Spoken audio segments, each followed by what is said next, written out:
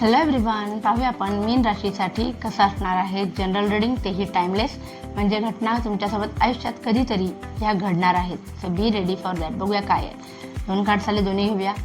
एक तर तुम्हाला तुमच्या आत्तापर्यंत असं आहे की जबाबदाऱ्या पूर्ण करून स्वतःसाठी वेळ काढावा असं कितीही वाटत असलं तरी ह्या जबाबदाऱ्यांचं ओझं तुमच्या डोक्यावरती कायम राहणार आहे, हे लक्षात घ्या. बऱ्याचशा अचानक येणाऱ्या जबाबदाऱ्यांना सुद्धा तुम्हाला सामोरं जावं लागणार आहे. द मूनचा कार्ड आहे. सो विनाकारण कोणावरही विश्वास ठेवू नका, कारण हे एक संभ्रम निर्माण करणारं कार्ड आहे, कन्फ्युजन निर्माण करणारं कार्ड आहे. तो जोपर्यंत कोणाबद्दल सगळी माहिती काढत नाही तोपर्यंत विश्वास ठेवू नका.